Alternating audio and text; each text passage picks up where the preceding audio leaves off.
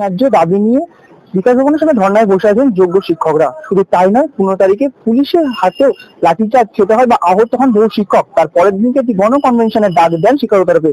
সেখানে উপস্থিত ছিলেন শুভেন্দু অধিকারী এবং শুভেন্দু অধিকারীকে শিক্ষকদের তরফে জানানো হয় রাষ্ট্রপতি বা প্রধানমন্ত্রীর সঙ্গে সাক্ষাৎ হয়। তারই পরিপ্রেক্ষিতে তিনি বিজেপির যে কার্যালয় সেখানে আসার অনুরোধ করেন।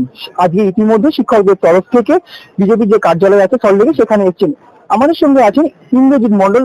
তারা আজকে আপনারা এখানে কি কি উদ্দেশ্য নিয়ে মূলত এসেছেন?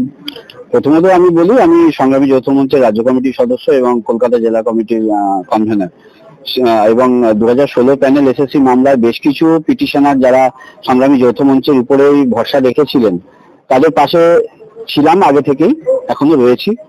গত 15 তারিখে যে বর্বর অত্যাচার চালিয়েছে পুলিশ এই রাজ্য সরকারে, তার সময় আমরা ছিলাম তাদের পাশে। নির্লজ্জ একটা সরকার, তার এই ধরনের লাঠিচার্জ পুলিশদের আমরা কখনোই মেনে নিই না, ধিক্কার জানাই। এবং আমরা এসছি প্রধানত তো প্রধানমন্ত্রী এবং রাষ্ট্রপতির হস্তক্ষেপের প্রার্থনার জন্য, যারা বিজেপির কর্মকর্তা রয়েছেন তাদের সাথে দেখা করার জন্য। এরপরেও আমাদের একটা কর্মসূচি আছে, যেটা আমরা যাব প্রদেশ কংগ্রেস সভাপতি মাননীয় শুভঙ্কর সরকার মহাশয়ের সাথে দেখা করতে।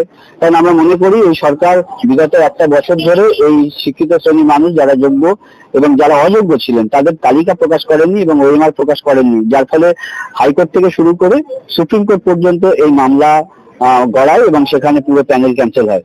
আজকের দিন পর্যন্ত সেখানে রিভিউ পিটিশন দাখিল করেছে এবং সেক্ষেত্রেও কোন রকম প্রকৃত অর্থে ওএমআর সিট এবং সেক্ষেত্রে যারা যোগ্য এবং অযোগ্য তাদের তালিকা কিন্তু প্রকাশ করেননি। আমাদের বিশ্বাস যে এই রিভিউ পিটিশনে যে রাজ্য সরকার গেছে সেক্ষেত্রে রিভিউ পিটিশনও খারিজ হবে এবং চরম করুণ পরিণতি নেমে আসবে। এই শিক্ষিত যারা যোগ্য চাকরি পেয়েছিলেন, দীর্ঘ 6 বছর থেকে 7 বছর ধরে চাকরি করে এসেছেন, তাদের চাকরিটা যেতে বসবে এবং সরকার চাইবে পরীক্ষা মানে according to verdict of supreme court, সেই রায় অনুযায়ী পরীক্ষা ব্যবস্থা পরিচালনা হবে। এবং সেই ক্ষেত্রে আবার যে দুর্নীতি হবে না তার বড় প্রমাণ আমাদের কাছে নেই, কারণ আমরা জানি প্রায় যারা শিক্ষা দপ্তর থেকে শুরু করে এসএসসি যারা পরিচালন কমিটি তাদের প্রত্যেকেই জেলে রয়েছেন, কেউ কেউ আবার কেউ জামিনে মুক্তি আছেন।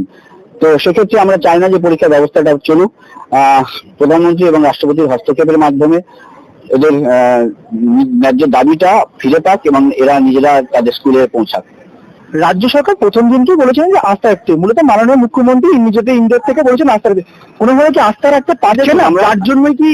একদমই তাই। আমরা বিগত একটা বছর ধরে পিটিশনারদেরকে নিয়ে ওয়েট করেছি, কিন্তু তাদের পদক্ষেপ আমরা লক্ষ্য করিনি। আমরা বরাবরই চেষ্টা করেছিলাম সরকার আমাদের পাশে দাঁড়াক, অর্থাৎ যারা পিটিশনার রয়েছেন, যারা চাকরি হারিয়েছেন তাদের পাশে দাঁড়ান। কিন্তু আশ্চর্যের বিষয়, যোগ্য এবং অযোগ্যের তালিকা এসএসসিও দেয়নি, রাজ্য সরকার তরফ থেকে কোনো রকম নির্দেশিকাও জারি হয়নি। উনি বলেন যে সুপ্রিম কোর্টের রায় মানবেন, কিন্তু সুপ্রিম কোর্টের রায় অনুযায়ী যারা টেন্টেড ক্যান্ডিডেট তাদের টার্মিনেট করতে বলা হয়েছিল, তিনি তা করেননি। উপরন্তু অনৈতিকভাবে গ্রুপ সি গ্রুপ বিদের ভাতা দেওয়ার ব্যবস্থা করেছেন উনি, জাস্ট আন্দোলনটাকে ধামা চাপা দেওয়ার একটা পুরো পরিকল্পনা।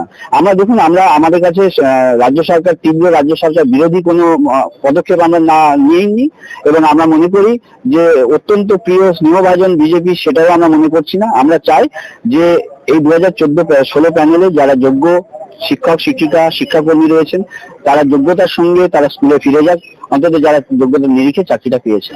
দাদা, আমার শেষ প্রশ্ন, যে মাননীয় মুখ্যমন্ত্রী যে আস্থা রাখার কথা বলেছিলেন বা 15 তারিখে রাত্রেবেলায় যে পুলিশ লাঠিচার্জ করে, পুলিশের তরফ থেকে মৃদু লাঠিচার্জ করা হয়, উপরন্তু কিছু শিক্ষকের নামে কেস দেওয়া হয়, সেই বিষয়ে কি বলবেন?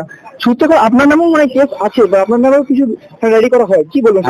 আজকে আমার নামে 15 তারিখে যে গন্ডগোল অশান্তি হয়েছিল এবং পুলিশি লাঠিচার্জ চলেছে নির্মম ভাবে শিক্ষক শিক্ষিকাদের, এটা একটা কলঙ্কময় দিন ছিল সেদিন রাত।